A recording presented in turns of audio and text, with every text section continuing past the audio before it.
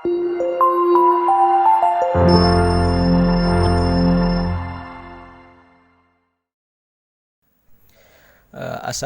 warahmatullahi wabarakatuh.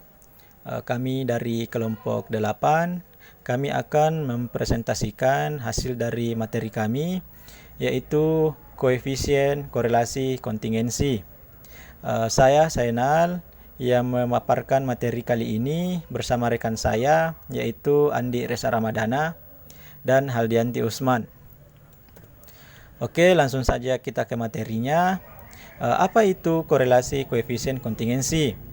Yaitu salah satu analisis korelasional bivarid yang dua variabel dikorelasikan adalah berbentuk kategori atau merupakan gejala nominal. Misalnya, yaitu tingkat pendidikan, jenis kelamin, tingkat kesejahteraan, dan masih banyak contoh variabel yang lainnya. Selanjutnya, kegunaan korelasi koefisien kontingensi, yaitu digunakan untuk mengetahui asosiasi atau relasi antara dua variabel atau atribut yang keduanya bertipe nominal. Dalam hal ini, kontingensi C adalah uji korelasi yang spesifik untuk data nominal. Kemudian, bagaimana rumus dari korelasi koefisien kontingensi? Jadi, rumus dari koefisien kontingensi di sini, di mana dilambangkan C sama dengan akar dari Q square dibagi N tambah Q square, di mana Q square sama dengan jumlah dari AIJ dikurang HIJ dikuadratkan dibagi HIJ.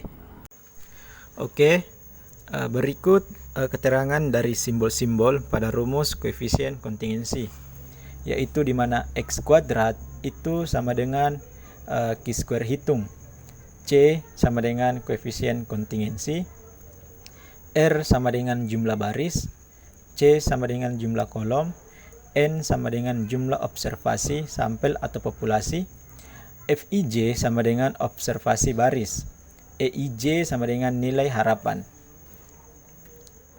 Selanjutnya, data observasi disusun dalam tabel kontingensi, yaitu untuk mengukur hubungan antara dua variabel menggunakan koefisien kontingensi.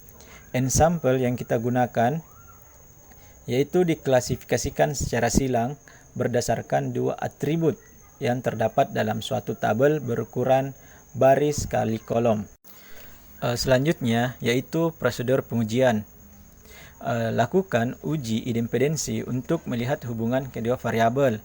Langkah yang pertama itu tentukan nilai hipotesisnya, di mana H0 tidak ada asosiasi atau hubungan antar variabel, dan H1 ada asosiasi atau hubungan antar variabel. Langkah yang kedua, tentukan taraf signifikan alfa. Langkah yang ketiga, tentukan nilai statik uji Q square. Langkah yang keempat yaitu daerah penolakan. Selanjutnya, jika H0 ditolak, maka terdapat hubungan antara kedua variabel tersebut. Besarnya hubungan tersebut dihitung menggunakan rumus kontingensi C. Selanjutnya, untuk melihat hubungan, bandingkan nilai koefisien kontingensi CC dengan C bintang, di mana rumus C bintang yaitu C bintang akar dari K kurang 1 dibagi K, di mana K sama dengan minimum nilai baris dan kolom. Selanjutnya yaitu kekuatan hubungan antara CC dan C bintang. Di sini menurut Profesor J. Supranto, untuk mengklasifikasikan hubungan antar dua variabel kualitatif dari nilai perbandingan koefisien CC dengan batas atas atau C bintang bisa menggunakan kriteria sebagai berikut. Jika nilainya 0, maka tidak ada hubungannya.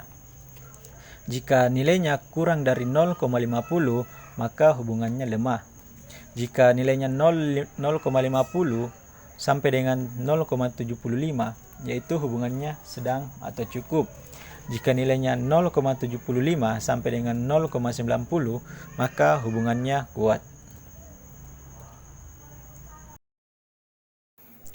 Oke, Selanjutnya kami akan memberikan satu contoh kasus, yaitu seorang peneliti ingin menguji apakah ada hubungan jenis kelamin dengan kriteria pemilihan tinggi badan pasangan. Dilakukan pengumpulan data terhadap 100 responden yang diambil secara acak. Setiap responden dicatat jenis kelamin dan tinggi badan dengan pasangan mereka, yaitu lebih rendah, sama tinggi, dan lebih tinggi. Dengan taraf 5%, bagaimana asosiasi antara jenis kelamin dengan tinggi badan pasangannya? Berikut data yang diperoleh. Jadi teman-teman di sini bisa melihat data yang diperoleh dari contoh kasus tersebut. Langkah yang pertama yaitu uji independensinya, yaitu tentukan nilai hipotesisnya.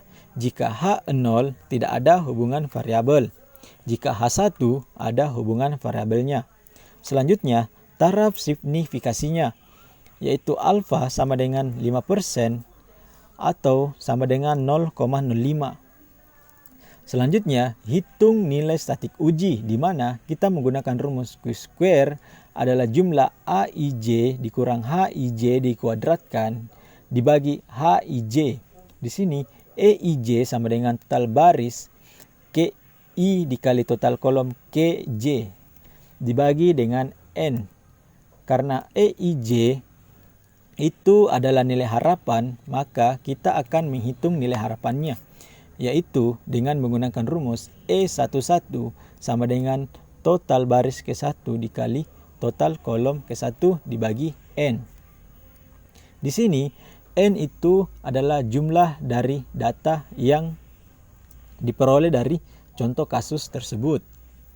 Jadi di sini E11 sama dengan total baris ke-1, yaitu nilainya 29 dikali total kolom ke-1, yaitu 58 dibagi dengan nilai keseluruhan dari data, yaitu 100.